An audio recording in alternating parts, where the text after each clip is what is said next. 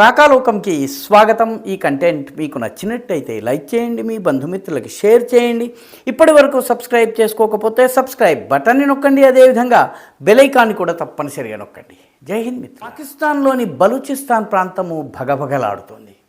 బలూచిస్తాన్ మొత్తం కూడా అగ్గిలాగా భగ్గుమంటోంది.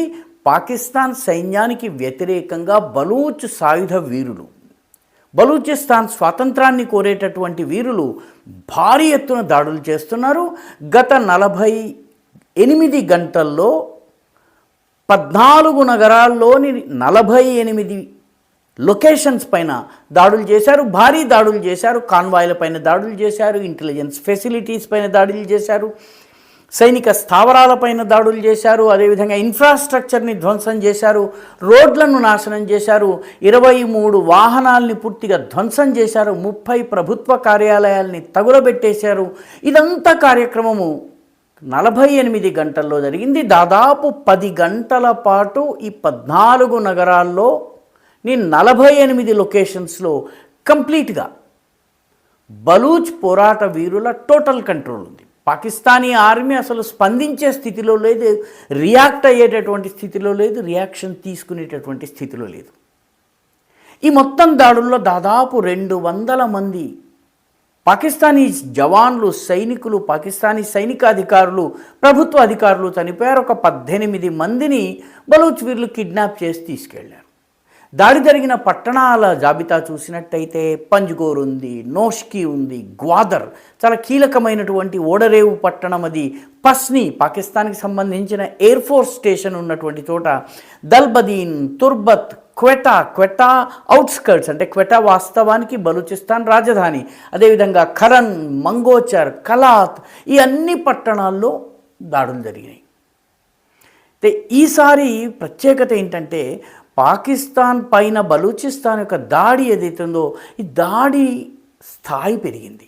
దీన్ని డిఫెన్స్ లాంగ్వేజ్లో టాక్టికల్ ఎస్కలేషన్ అంటారు. ఇదివరకు గెరిల్లాలు అంబుష్ చేసేవాళ్ళు, అంటే మాటు వేసి దాడి చేయటము, కొన్ని స్థావరాల్ని ఎంపిక చేసి చుట్టుముట్టి దాడి చేయటము, కాన్వాయ్స్ వెళ్తుంటే వాటిపైన దాడి చేయటము.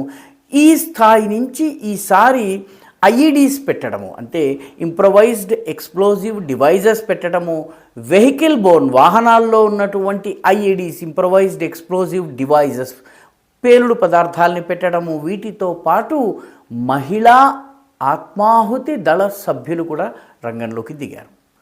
ఇది బలూచిస్తాన్ విషయంలో కొత్తది. కొద్ది కాలం క్రితము కరాచీ యూనివర్సిటీ దగ్గర ఒక బలూచ్ మహిళ శరీరం అంతా కూడాను పేలుడు పదార్థాలని కట్టుకుని చైనాకి చెందినటువంటి 2 వ్యక్తులను తనతో పాటు పైకి తీసుకెళ్ళిపోయింది, తనను తాను పేల్చుకోవడం ద్వారా. ఈసారి ఆసిఫా మెంగల్ అనేటటువంటి యువతి ఆత్మాహుతి దళంగా వెళ్ళి సైనిక స్థావరాల దగ్గర, ప్రభుత్వ కీలకమైనటువంటి కార్యాలయాల దగ్గరకు వెళ్ళి తనను పేల్చుకుంది. పర్యవసానంగా భారీ నష్టం జరిగింది.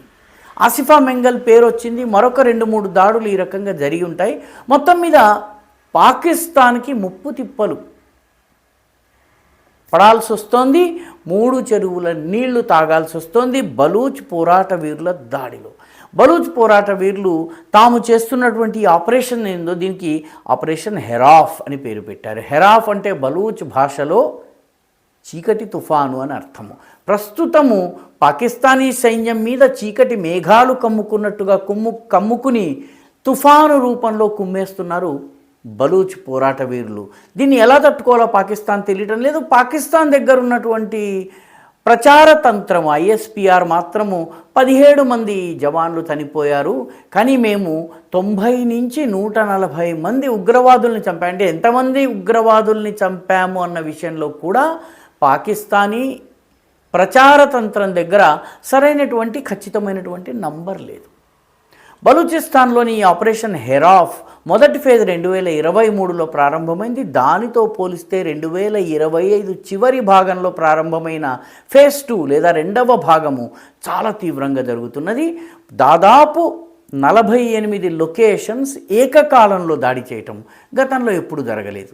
ఈ దాడితోటి మొత్తం పాకిస్తాన్ దద్దరిల్లిపోతోంది.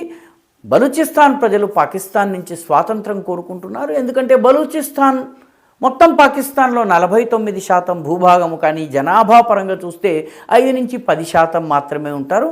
ఈ వీళ్లకు సంబంధించినటువంటి వనరులన్నింటినీ పాకిస్తాన్ దోచుకుంటోంది. రెకోడిక్ అనేటటువంటి ప్రాంతంలో బంగారు గనులు ఉన్నాయి.